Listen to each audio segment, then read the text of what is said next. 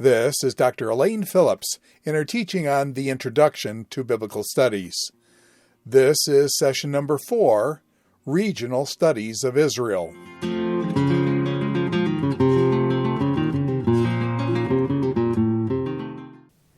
Well, with this lecture, we are going to move into the regional studies, having done the overviews that we have just completed at this point. We'll have a series of these regional studies. And this first one is a quite unusual one. It's actually central to our whole approach to where God had his people planted in the land. And I want to talk just a little bit about the order of what you see in front of you there in the subtitles, because you're going to see that we're going to take a bit of a cross-section, and it's going to go, at least you may think, from east to west. We're going to deal with the Judean wilderness first. That is rain shadow area. Then we're going to move from that point and look at the hill country. So again, moving from east to west.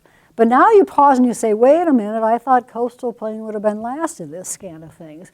But we're doing coastal plain next because in between the hill country and the coastal plain is going to be the Shephelah. And that is so incredibly important. We've talked about buffer zones on a macro scale already. But think of the Shephelah as a buffer zone between God's people in the hill country and whatever those enemy forces. Remember the west? Remember that stuff about people coming from the west?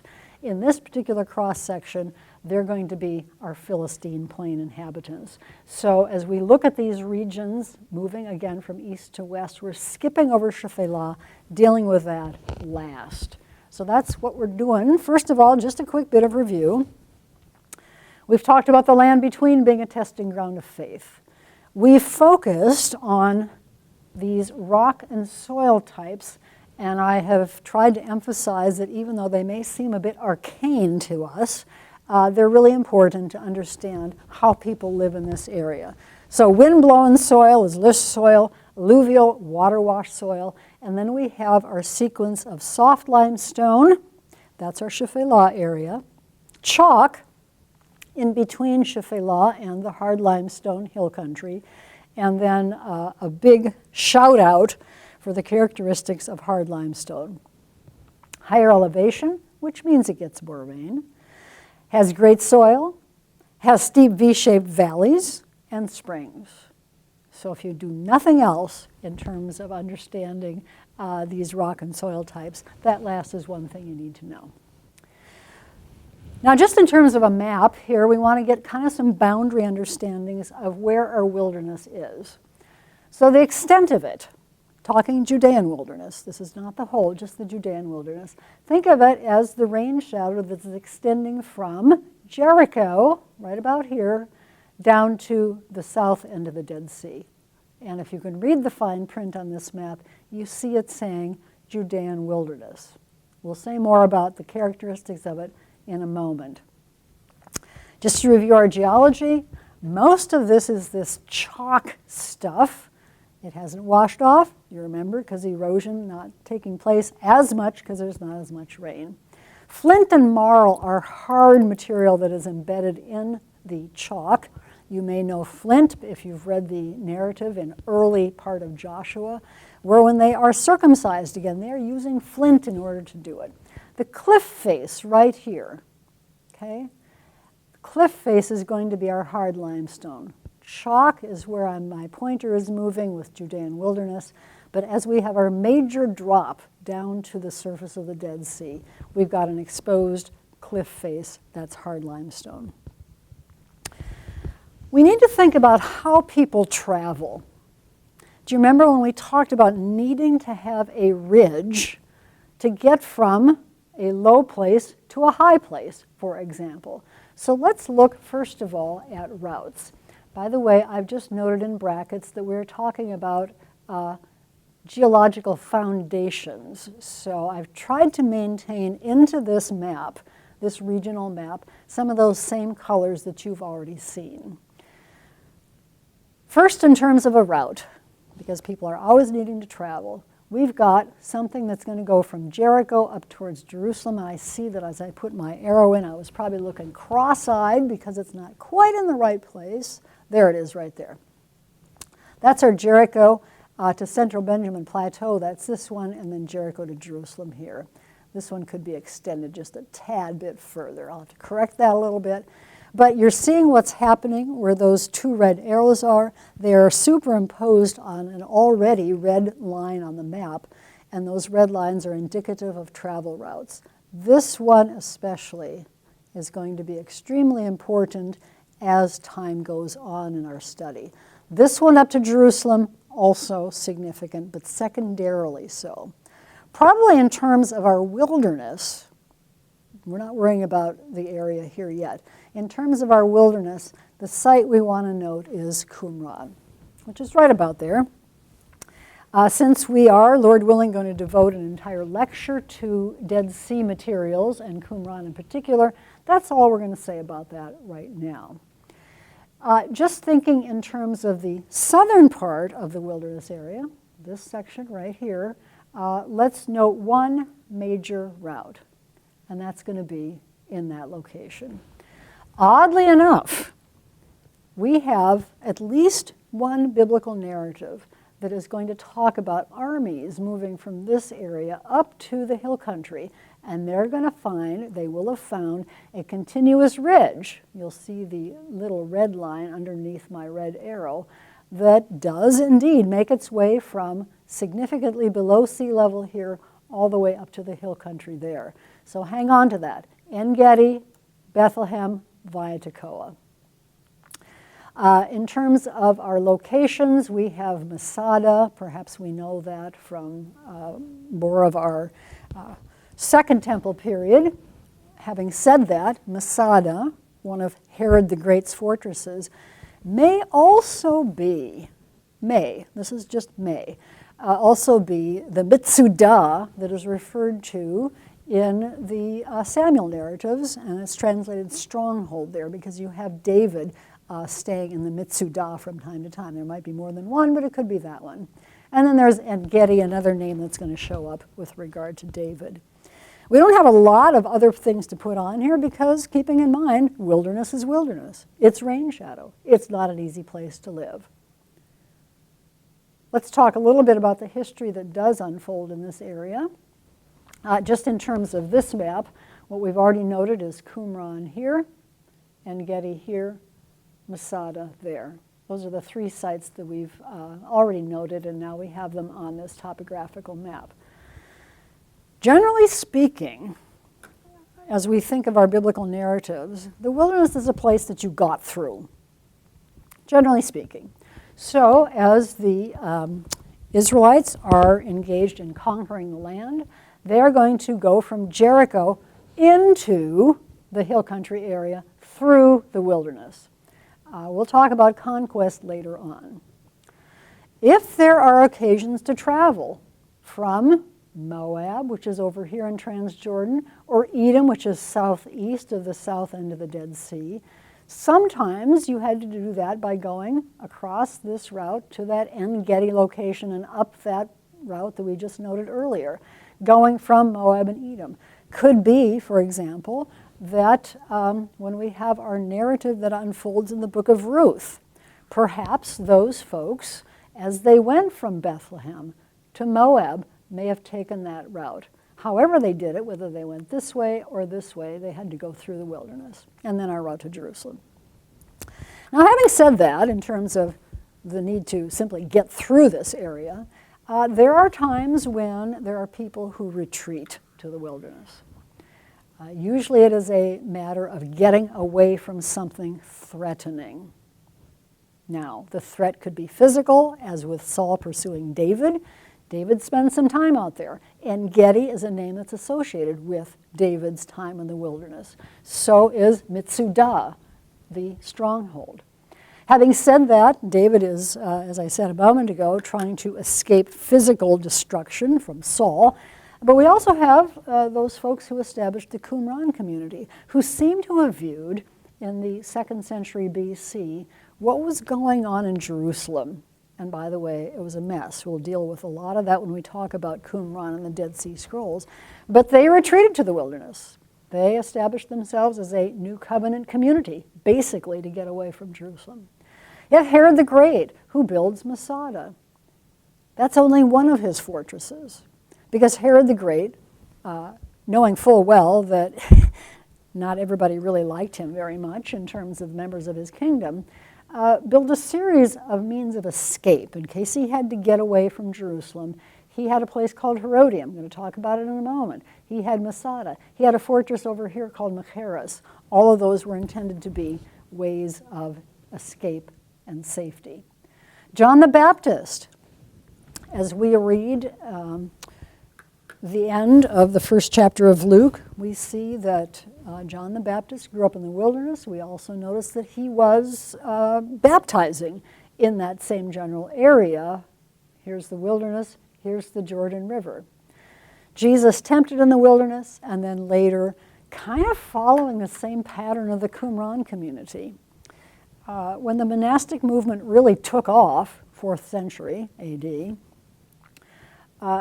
part of that impetus was because Jerusalem, because the empire had turned Christian, the church in Jerusalem became a very, very different thing. And so you have a number of people basically retreating to the wilderness and getting away from a more urban kind of church context with all of its temptations. So that's a bit of a quick overview in terms of history and wilderness. Just a couple of pictures to give us a sense.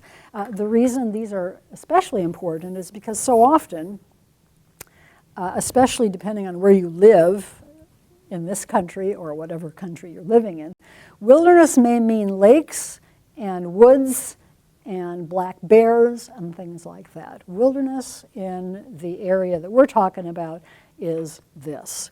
So what you're seeing on the left is a place called Wadi Orugot. It's one of those, notice the word wadi here.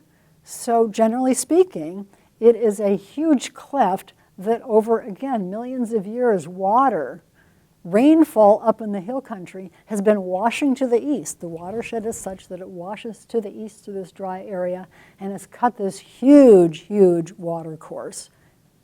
Now, there happens to be a spring back up in here, which is why you have a waterfall. It's called the Hidden Waterfall in Wadi Arugot, which is on the west side of the Dead Sea. And here you see it from a top, higher area, looking down at some of the little pathways here and looking at the very bottom of that wadi, that basically dry riverbed, although there's enough water to keep that kind of vegetation growing. Just a quick note, by the way, we referenced Saul and David a moment ago in terms of wilderness and David's fleeing from Saul. There's that interesting passage in 1 Samuel 26 where you've got some exchange going back and forth between Saul's men, David's men, but they can't get each other because they happen to be probably some of them standing here, others standing over here, and they can exchange in terms of conversation and communication, but there's no way that Saul's men can get David's men in that context. So that's a little bit of a view of that slice. Wadi Arugot, by the way, is just a little bit south of that site that we noted on the map called En-Gedi, and that would have been very much of a center place for David. Masada, an old aerial, but it's a helpful one. We have Herod, who really, as I said a moment ago, made this one of his fortresses. It wasn't, however, a primitive fortress. Herod had a western palace. Herod had a northern palace. Herod had all sorts of fortifications around here. All kinds of things that we could say about Masada. Unfortunately, we don't have time to do it. After Herod's demise, there was some habitation, kind of give and take, sporadic, until Jewish zealots. After the fall of Jerusalem to the Romans in AD 70, some Jews escaped from various places around the country, but notably Jerusalem, came to Masada, and this was their last stand against the Roman army. I mention that only because you see this very eroded, what used to be the siege ramp that the Romans used to take over this. Terrible narrative that Josephus tells us in all Josephus's gory detail about our 960 defenders of Masada who were here and took their own lives rather than fall to the Romans as the Romans laid siege to Masada and then were able to break through. Josephus gives us lots of details on that. Just to get a little bit of a feeling for this, this is the lowest tier of the 3 tiers of Herod's palace. Even 2,000 years later, you get a sense of what this was like. You see frescoes along the wall. You see Herod's architects who created what looked like fluted columns. Obviously, these were just blocks of stone like this, but they were overlaid with a plaster to make them look like they were very carved columns. So Herod did not skimp at all in terms of creating these things. Bathhouse, swimming pool, even up in that area, and all you need to do is pause for a moment. That's in the rain shadow area. How did they get water? How did they have water for swimming pools, for goodness sake? Well, they aqueducted it in, and then carved under this platform of Masada were numbers of cisterns. One of them, very large, and the water would be brought up into that cistern, and then from the cistern they would have donkeys, apparently, that brought the water for use. Much more to say about Masada, but in the interest of time, we are going to keep going to En-Gedi, farther north. I mention this and show you a picture of it, not because it's particularly biblical. You may remember going back to our lecture on archaeological time periods that Chalcolithic is before the early bronze, which is before the Iron Age. So we're talking about 4,000 to 3,000 BC. But the thing to notice is that we have a footprint here of a temple. And not only have they found the footprint of that temple, but they found a very interesting cache of some lovely, lovely, very intricate copper, bronze scepters and crowns and things like this. So in this area where there was a water source, by the way, I'm sorry, I should have said this, this is the word for spring. So there's a spring at En-Gedi here, and therefore habitation going way back to our Chalcolithic period. It was also, as we've said, talking about our texts, a place to which David went from time to time. And here is a waterfall below where the spring is. And again, water. One gets a sense when you look at this and look at the dry, barren areas surrounding it, why David writes so much in the Psalms about water, and why he writes about rocks that are higher than I, but he has so much to say about water embedded in those wonderful Psalms as well. Just a quick look, again, coming back to Qumran later on, but this was our community who in the 2nd and 1st centuries BC left Jerusalem, came out here, had very much of an incredible community for scrolls, and the scrolls that were produced. This is probably our postcard picture of Qumran because that's Cave 4. More to say about that. In terms of the wilderness, again, here's a more broad picture of it. I want to just say 2 things about this.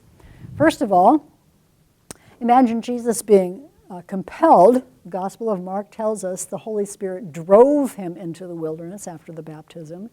And this is where Satan actually said, I just tempt you to make these stones into bread. So think of that, and think of that in terms of a contrast, if you will, between the scene that we have in Genesis 3, where Adam and Eve had everything provided for them, companionship, lush garden. They fell for it. Jesus is here alone being tempted, but he did indeed conquer that. The second thing I want you to notice is something smaller, but it's on the horizon. And it's under my green pointer, which I'm going to move, and you see a little bump on that horizon. That bump is probably about 10 miles west of where we're standing for this picture, but that bump is the Herodian. So we're going to visit that in a moment, but I'm also going to remind you, as I said earlier, Herod had fortresses for his own safe escape if he needed it. And the Herodian was one of them. And notice that even in its state 2,000 years after it was abandoned, pretty much 2,000 years, there it stands, kind of a sentinel, a bit of an ominous one on the horizon all the way from this direction. The monastic movement, much more to say about that as well. Simply looking here at another wadi, this happens to be Wadi Kilt, just to the west of Jericho. And St. George's is a monastery. What you're seeing now is a structure that has been certainly refurbished. It was kind of a mess from the 16th to the 19th centuries. But again, gives us a sense in terms of this whole monastic movement, retreating from Jerusalem, living in the wilderness. When the monastic movement was at its height between the 4th and 6th, 7th centuries, they say that there were upwards of 40,000 monks living out in this area, and the wadis reverberated with the sounds of those monks singing evensong and so forth. Well, let's leave the wilderness for now. Remember, we're making our trek from east to west, coming into the Judean hill country. As if you haven't been reminded enough, you get the impression we're supposed to know this, don't you? Hard limestone, Terra Rosa Springs, great place to live. Topography, ridges, deep valleys, natural terracing, good stuff.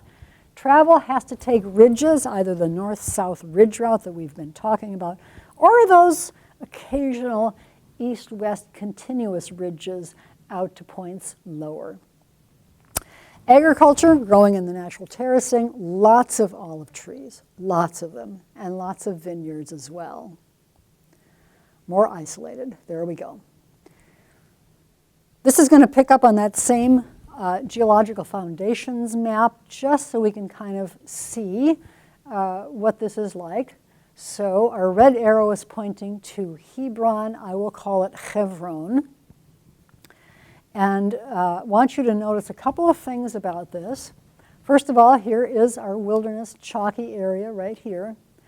If you look at Chevron, it's right under where my green pointer is, notice that we have a red route going this way, a red route going this way, one going out here, there, and then one to the north as well.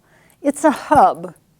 Notice that these natural routes, those red lines don't mark 19th century or 20th century highways. Those are natural routes that are there because the topography works for them.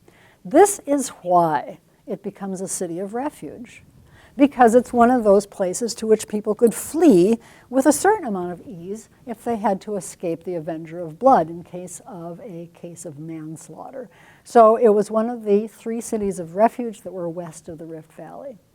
Also the first capital of David when he established his kingdom for those first 7 years. He reigned from Hebron. Again, good reason for it. Hub, central portion of the tribe of Judah. The tribe of Judah owed him, and we're going to see how that works when we talk about the Negev. Just a couple additional cities that we want to make a note of here. Bethlehem and the Herodian, and Tekoa. Are there others? Yes, I'm sure there are, but for our purposes, let's just notice the location of Bethlehem, just south of Jerusalem. I've got Bethlehem and Herodian together because there's going to be a conjunction that I want to talk about in a moment in terms of the importance of both of those. But then we also want to note Tekoa. So here's the thing. We know Bethlehem because Micah 5:2 already says that there's going to be a ruler whose goings forth are from of old, from ever, going to be born in Bethlehem. When those magi came from the east and came to Jerusalem, the word to them was Micah 5:2, Bethlehem. That was where David was born. That was where the son of David was to be born. Isn't it interesting that Bethlehem lies right in the shadow of the Herodian? And you're going to see a picture of this in a moment that'll make this really clear. Herod chose to build the one fortress that he named after himself. These other fortresses are impressive, to be sure, but he built the one fortress that he named after himself right next to the city of David. Some people think, and this is a maybe, perhaps kind of thing, but some people think that maybe Herod was well enough aware of that biblical tradition. He's king of the Jews, but of course he's a bit of a appointed Idumean, appointed by the Roman Senate king of the Jews. Some people think he built the Herodian there to make a messianic claim for himself, to say that he's son of David. If you want to follow that up a little bit, there's an archaeologist called Jody Magnus who has made that proposal, and it seems to be an interesting one because this is a huge, significant, major fortress for Herod the Great. Again, we're going to look at pictures of it in a moment.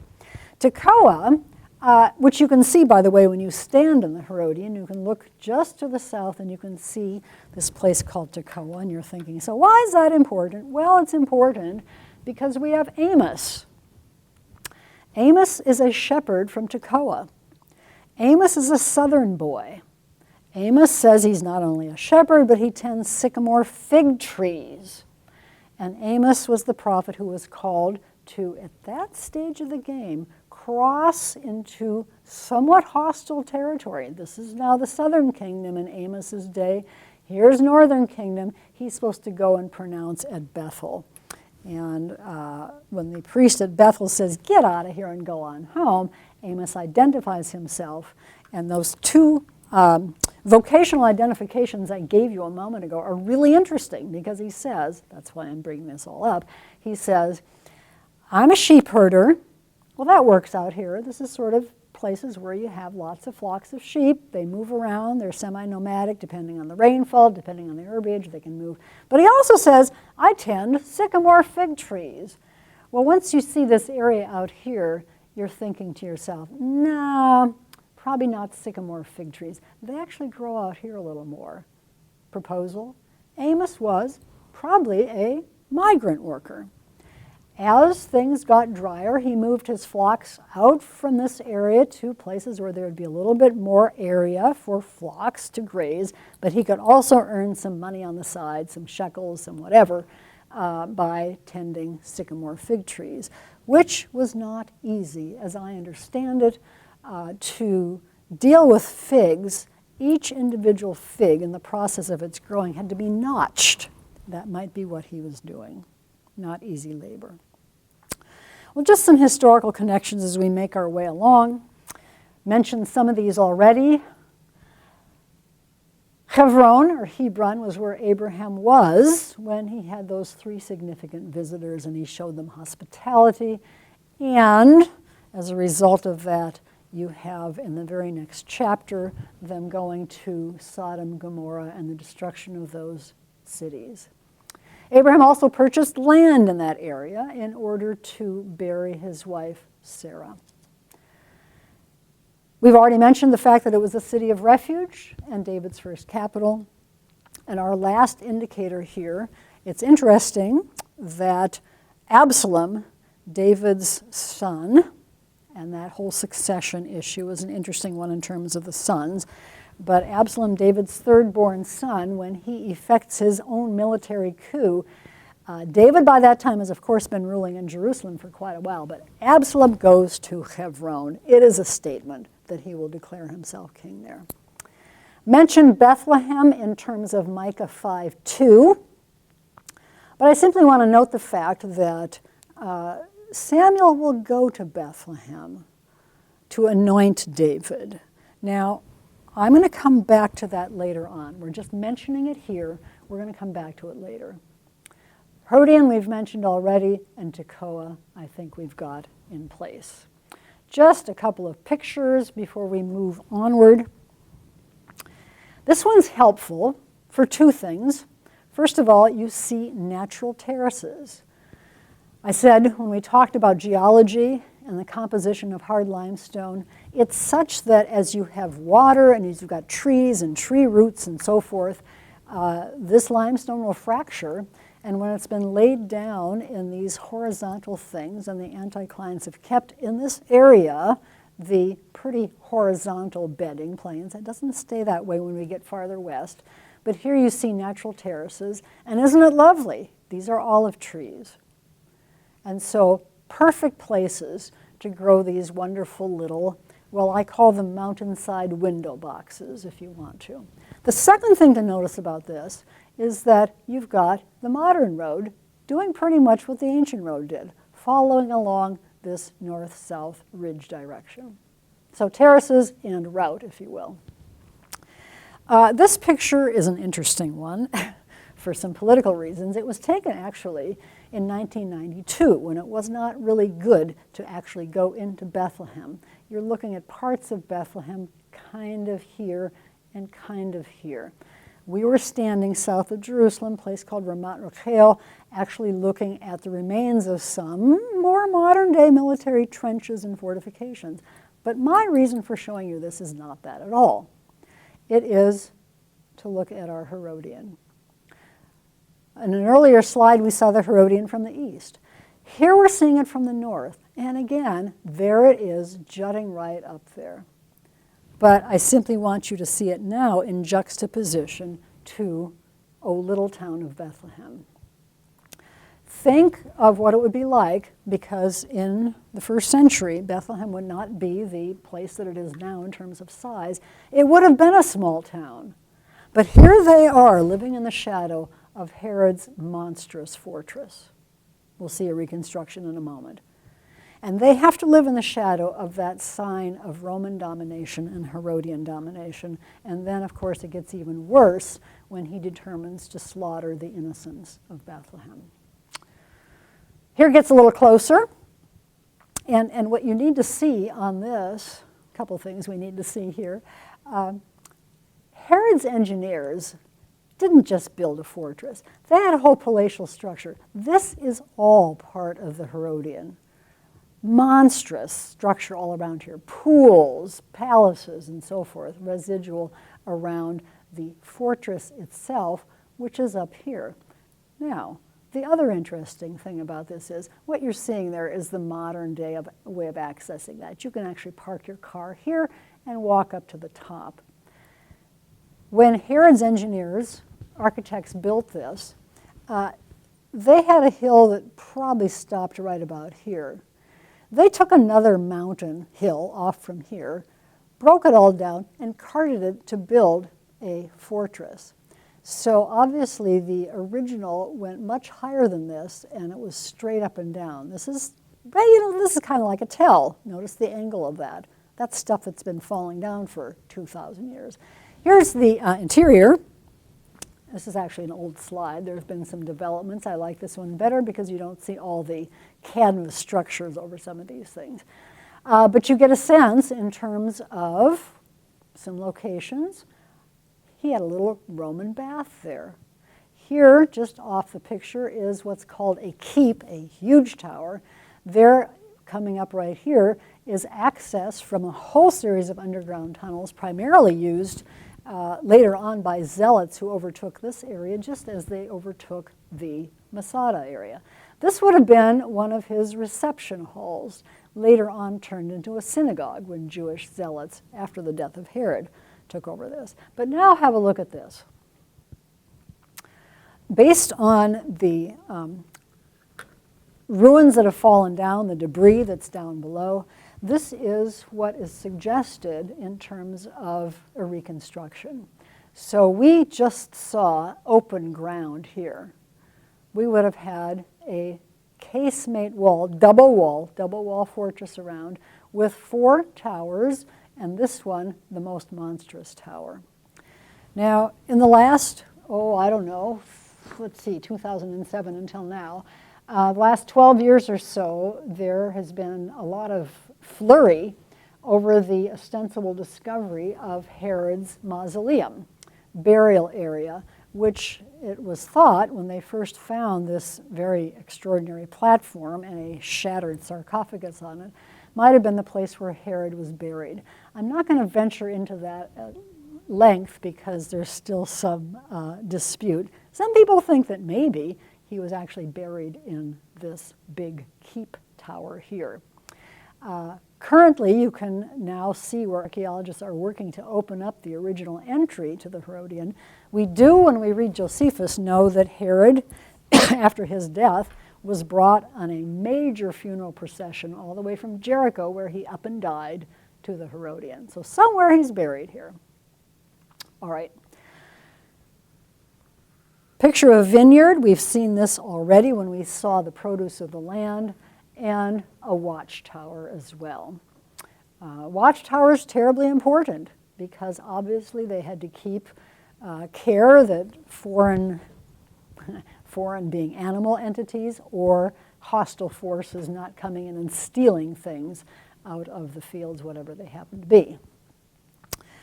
All right, connecting the hill country and going west. As I said, have to find some route that would get you from that elevation of the hill country. Elevation of Hebron, by the way, is higher than Jerusalem, so probably 2,600 feet or so. Got to get down through the western hill slopes to the coastal plain area. We've already talked about the Romans, who created a fairly significant system of roads. We talked about them in conjunction with our mile markers. But here we see a Roman road actually carved into the bedrock. And very nice, because as you're going up a slope, you don't want to be slipping on it. So they made steps here. This is an area that is slightly west of Bethlehem on what's called the Husan Ridge. And it's a route that, ridge and route that runs east-west and gets us from that hill country area down. Okay, as I said when we did our introduction, skipping over the Shephelah for now and just doing a little bit on Philistine Plain itself. So here's our coastal plain, our boundaries of the coastal plain, the Yarkon River, right? That's that area there. Talked about sand, alluvial soils, Kirkar ridges, that calcified sandstone along there. In antiquity, lots of swamp here. And sand dunes also are not really great for walking or traveling. Just note, you don't have roads here. You're going to have your road in antiquity hugging the eastern edge of the alluvial soils right before you get into the low hills, or right out next to where the ridges would have been. Kind of fun. Cities to notice. This is a city we're going to do a lot more with later on. That A stands for Aphek.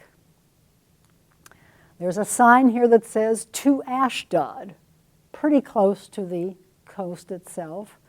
We have a G for Gath and an E for Ekron. These are three of our Philistine major cities, the Philistine Pentapolis. When you read about the transfer of the Ark of the Covenant back from these three cities, it's Ashdod, Gath, Ekron, where the stolen Ark of the Covenant was lodged for a while and did so much damage that the Philistines decided to send it back. These are the three cities right here. The south, we're going to move up into this area here. Our southern boundary is going to be this whole connected bunch of wadis, the Wadi Besor. It drains a lot of northern Sinai. Lots of our soil is going to be, because it's so dry, loose soil.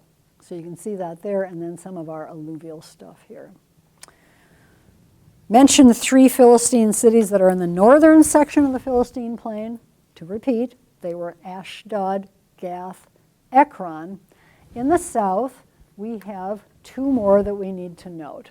One is going to be Ashkelon. Saw a photograph of that in a preceding presentation. And Gaza, right here. So Gaza, Ashkelon, Ashdod farther north, Ekron, and Gath inland. 5 Philistine cities. So just a little bit in terms of our history. Period of the Judges, Samson. Samson is, as you know those narratives, I would encourage you to read them. They are fascinating. Samson's continually compelled to go to that more cosmopolitan culture. First he goes to a place called Timnah. Then he ventures down to Ashkelon, basically to kill off some people and get some clothes. Then he goes to Gaza. So he's a person who is, in his own heart and mind, trapped by Philistine culture, but God uses that. Egyptians are going to move into this area as well. These cities are mentioned not just in our transition to monarchy time or the period of the judges. The transition to monarchy, by the way, is probably encapsulated most in that narrative that I was just telling you about in terms of the capture of the Ark of the Covenant and its return back to Israel. But Zechariah is going to mention some of these cities too in chapter 9. And then when we get to New Testament, we have Azotus, Greek rendition of the Hebrew word Ashdod, and Acts chapter 8, which is interesting in that it talks about the Ethiopian eunuch whom Philip meets on the road going back home. That Roman road I showed you earlier is an interesting thing to use to teach that narrative. Well, at any rate, just a few pictures of this, and then we're going to move to our key place, which is Shephelah. Fascinating archaeology done at Ashkelon. Could spend more than an hour on this. Middle Bronze, remember Middle Bronze, we're talking long about 2000 BC, long down to about 1550, so early, but notice the size of this whole structure as they were excavating this. We have not only a gate area, the channel of which is at least 20 feet long, but here is a defensive structure, wall, that's called a glacis, very, very fortified of this city. And interestingly enough, as it was excavated, lo and behold, in that very strong fortified wall from the Middle Bronze period, a later structure was built into it, maybe some kind of a small temple, in which was found an urn with a tiny little silver calf. This is probably Ashkelon's most famous yield in terms of archaeology. Interestingly enough, for those of you who like name dropping, I've talked about Jim Monson a number of times because of his importance with this whole discipline of historical geography, Bible geography. But his son was involved in the excavation at Ashkelon when this little silver calf was discovered, so that's kind of fun too. Okay, so far we've looked at wilderness, hill country, Philistine plain, and now we look at the Shephelah of Judah, in between the Philistine plain and the hill country. This is our buffer zone. So let's get our geology down pat first. By the way, I'll give you, if you're having trouble kind of tracking with me right now, first of all, you're tired, and some of this isn't making sense. I'm going to steal from Dr. Paul Wright his term for understanding the Shephelah. Because he says, think of an old Western movie. And in an old Western movie, you always have a small town that has a bar. And in the bar, you've got a fight that starts. And it bursts through the barroom doors, and those doors are double doors. They flop open, and the battle goes out into the street. And then the fight continues there for a while, and then those forces get a little stronger. They burst back into the bar, and the doors flop that way. He says, think of the Shephelah as barroom doors. And, for example, if the people of the Philistines are stronger, they burst through going east. If the Israelites are stronger, they're going to burst through going west. It's our little valleys that happen to be east-west valleys that cut through the Shephelah that make this very much, notice east-west valleys, very much invasion routes from the Philistine plain into the country, or means of expansion from the country outward, which did happen on occasion. So in terms of topography and settlement, weaker soils, but you know what? Accessible stuff, and here is our real highlight. Valleys, invasion routes into the hills. As I said, there were some good kings. Uzziah comes to mind, who actually went out the other direction, but that didn't happen terribly often. All right, when you look at this particular map, it's one we've seen when we focused on the wilderness. Here's the hill country. Look right down here. Whoops, didn't mean to do that quite so fast. There it is. Here you're seeing Shephelah.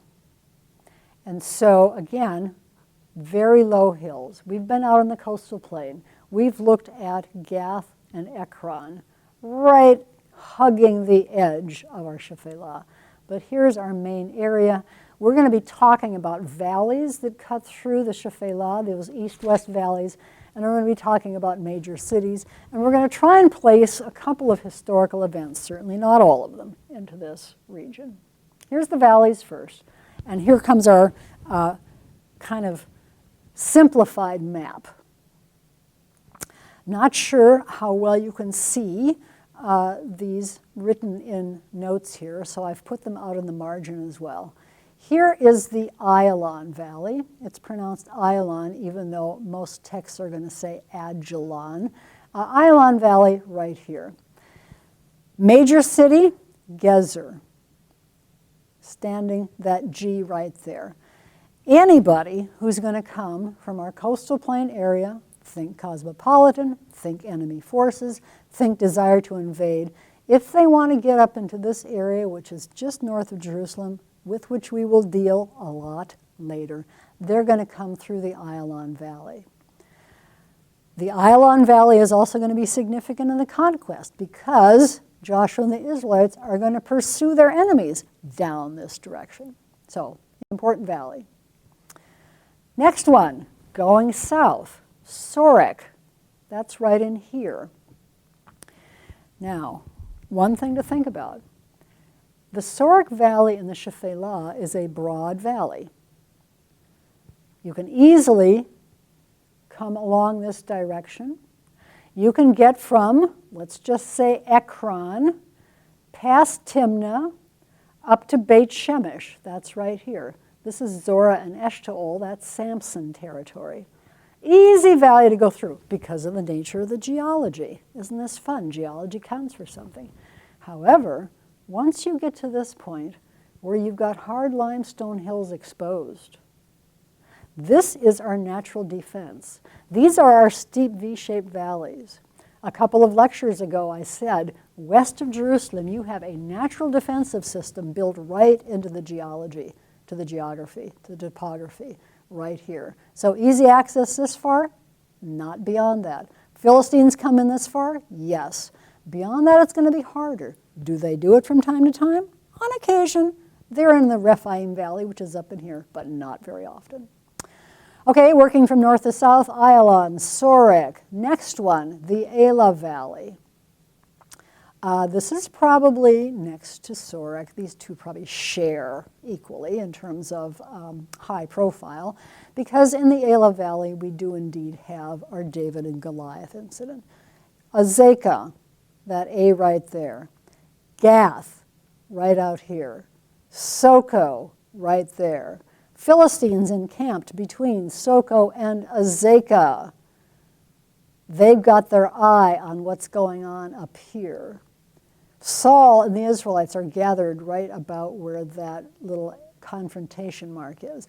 Bethlehem with David's dad up in the hill country, trembling at the prospect of a Philistine army coming in. So you can kind of see how this would unfold, that narrative. 1 Samuel 17, you can read all about it, how it would unfold in that context.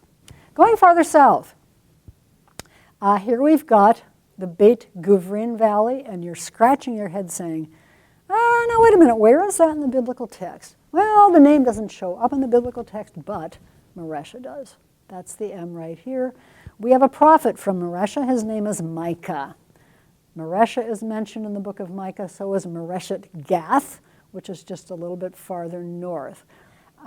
Just a note, Micah from Maresha is a contemporary of Isaiah from Jerusalem. Jerusalem's the capital. Micah's outside the Beltway. Micah's on the front lines. Micah is in difficult places because Isaiah and Micah live at the point in time when Assyrians have come down this major international route, and they're doing their level best, we're going to get to Lachish in a moment, to make their way by kind of a back south door into the hill country and Jerusalem. Here are some events. Conquest of the south. Just repeat what I said a moment ago. You can read Joshua 9 and 10, and as the Israelites have joined forces with Gibeonites. We'll talk about that first part of that narrative in another lecture. Once they are in the ascendancy and they're defeating their enemies, they swing out and take a number of these cities: Yarmouth, Hebron, Azekah. Samson's escapades also take place in this area. The Sorek Valley is especially important for Samson. Beit Shemesh, Zorah, Eshtaol, Timnah, all those things count. Haven't mentioned this one yet, but in the northern Shephelah area is where Dan was originally given their tribal inheritance. Part of them are going to migrate, and they're going to migrate to the town, city up north, that is going to be called Dan. But keep in mind that originally their tribal inheritance is northern Shephelah. I've already mentioned the fact that once the Ark of the Covenant was doing some major damage to the Philistine cities of Ashdod, Ekron, and Gath, it got sent back into Israelite territory, and the way it was sent back was on a cart drawn by cows. You may remember this narrative.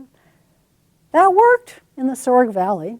It's the Sorek Valley because, again, it's broad, et cetera, et cetera. It wasn't the way they were supposed to do it, but the Philistines didn't know better. The ark did not tip off the cart as it would later on in a subsequent narrative.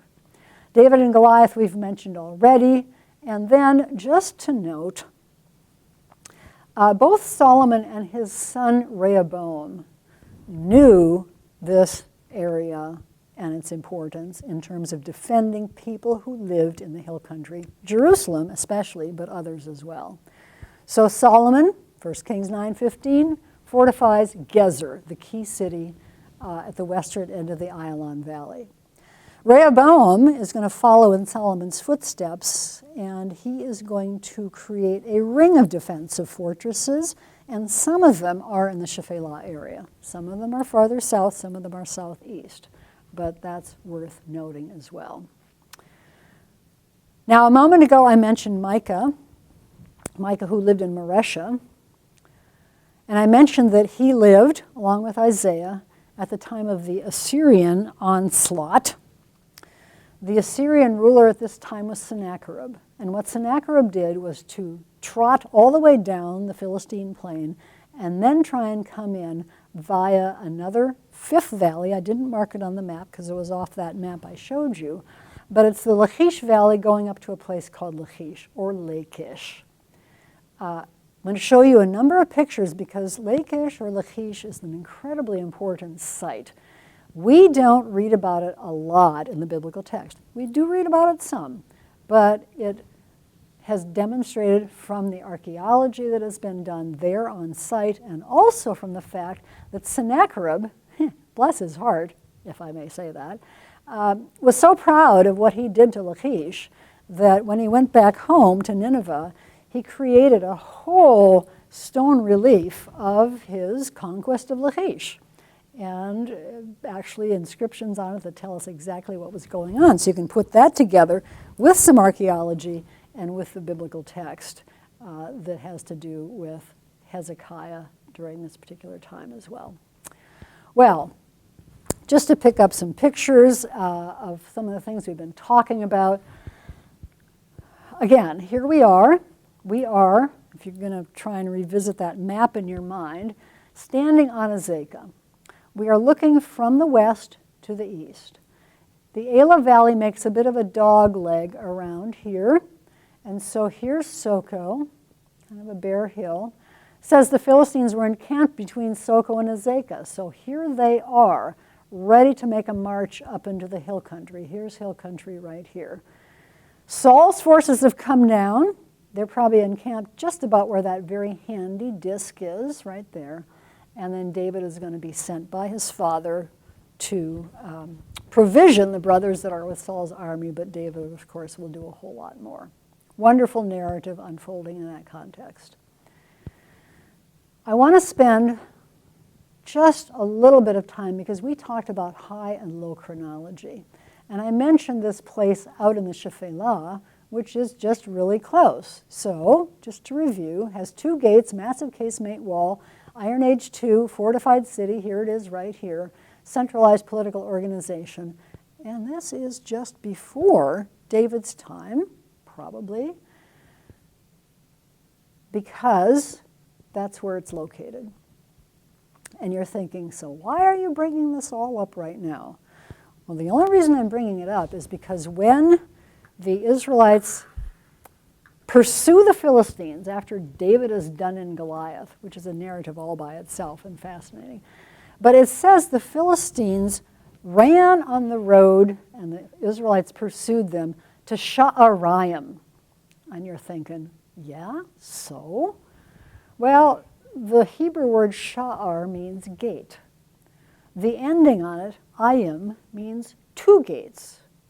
Sha'araim means two gates. Most cities had one, but this particular place, the Arabic name is Khirbet, it means ruin, Khirbet Kayafa, the ruin of Kayafa. This place could be biblical Sha'araim, because as you saw in that preceding slide, the excavators found two gates. So perhaps as the battle takes place here, somewhere in the area of that particular satellite disk, the Israelites are pursuing the Philistines past Sha'araim, perhaps located in that context, and then out to Ekron, behind Azekah, and Gath, also behind Azekah. We don't need to worry about this archaeology stuff, simply to note that there have been also, in addition to two gates, a very interesting ostracon found there. Well, in the Shephelas, where we found those Roman milestones that I showed you photographs of before, Maresha, fascinating city, particularly in her intertestamental period, olive presses.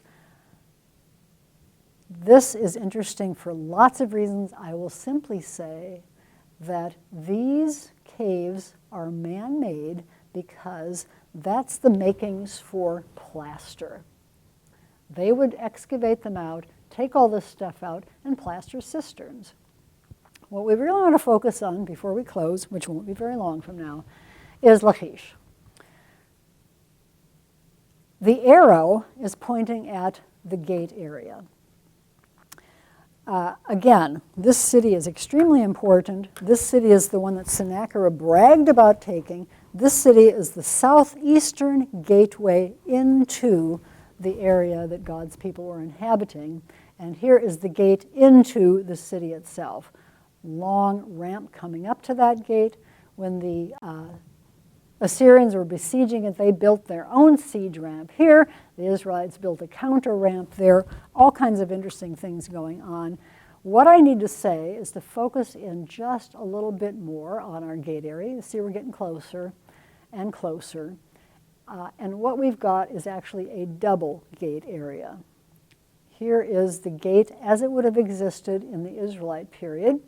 And here's kind of an outer gate where there were some letters, post-it notes of antiquity, if you will, ostraca found out in this area, which have some really interesting things. Sadly, don't have time to get into what they indicate, other than the fact that this place was, during the time right before the fall to the Babylonians, really filling the last-ditch effort stress that was there. However, in this inner gate area, and you see here's the other side that doesn't have the markings on it to show us our gate. In this inner gate area, some very interesting finds.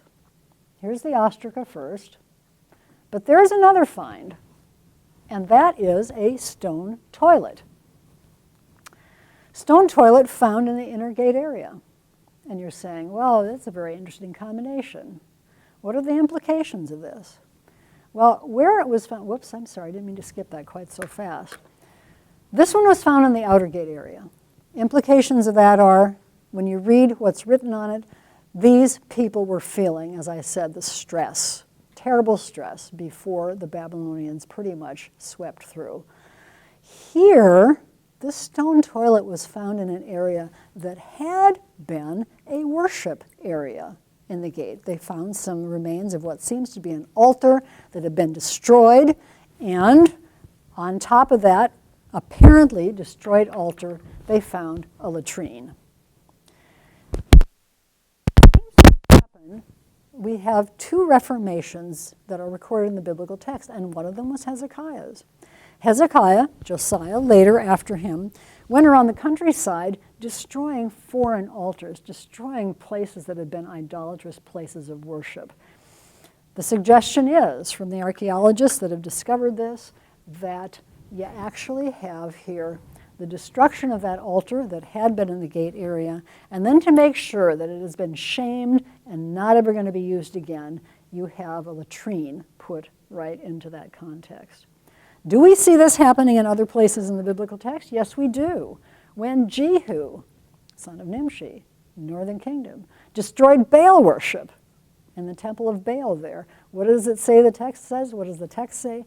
And they built latrines over it. So it was a way of particularly shaming or polluting a place of worship, in this case, polluting a false place of worship. So kind of interesting in terms of finding this material there. Lots more we could say about that. I will simply say this with regard to the gate stuff. The gate at Lachish was not one that it is said Solomon built. Just remember, Solomon built gates, fortified cities, at Gezer Megiddo Chatzor. South of that is Lachish, but Lachish's city gate was bigger than any of those three. Whoever fortified Lachish to start with and then kept fortifying it realized how important this place was. Realized it, because that fortification in that gate structure you saw, both the inner gate and the outer gate, was intended to keep enemies out. Well, it didn't, because here is a portion of Sennacherib's depiction of his triumph storming Lachish, the city of Lachish. You see here, as he depicts it, as this has been put into his palace in Nineveh, as it now rests in the British Museum. If you go to the British Museum, you can see the room devoted to Sennacherib's siege of Lachish. But you see people trying to dig through the wall underneath. See those conical heads? That's Assyrians. You see siege ladders being put up here. You see defenders up here trying to deal with all of that. You see people being pitched off the walls. Later on, as you make your way around, you see people being brought in procession as slaves actually into the presence of Sennacherib himself. We're going to close with just a little bit of a review of where we've been today. Well, in this last lecture. Moving from east to west, the wilderness. The hill country, an ideal place to live for all those reasons. The Philistine plain, place primarily of enemies. The 5 key cities, just to remind ourselves in terms of Philistine cities, because they keep showing up in those narrations of the transition to monarchy, are from the south, Gaza, Ashkelon, Ashdod on the coast, moving slightly inland, Gath and Ekron. And then finally, we talked about the Shephelahs, the buffer zone. That closes down our slice through these particular regions of the country. We now have a good handle on this, what's called the southern central arena. Next time we're going to be moving south to the Negev itself and talk a little bit about the Sinai and its connections with Egypt. But this is good enough for now.